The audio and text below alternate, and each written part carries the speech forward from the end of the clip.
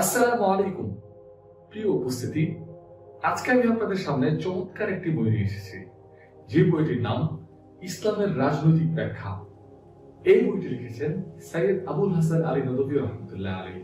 এই গ্রন্থটি একটি শিক্ষামূলক আলোচনা ও নীতিগত নিরীক্ষণ মাত্র, যা মুনাজারা বা বিতর্কধর্মী শৈলীতে রচনা করা হয়নি। ধর্মীয় সংবিধান বা ফতুয়ার ভাষাও তা লেখা হয়নি।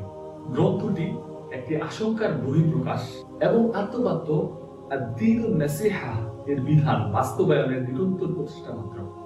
এর নেপথ্যে কোনো রাজনৈতিক দুরভিসন্ধি কিংবা সাংগঠনিক স্বার্থ নেই।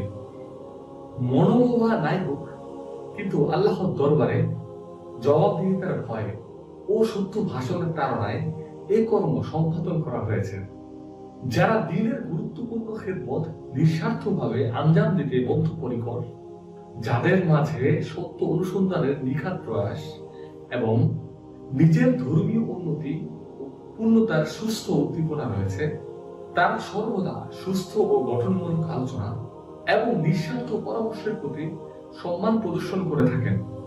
ইসলাম কেন্দ্রিক চিন্তা ভাবনা ও প্রয়াসের সুদীর্ঘ ইতিহাসে বারবার দেখা গেছে দ্বীনের বিশুদ্ধ বোধ এবং বিশ্লেষণ এবং ইসলাম সংরক্ষণের ক্ষেত্রে তাদের সহযোগিতা সর্বাধিক সমাদৃত হয়ে এসেছে।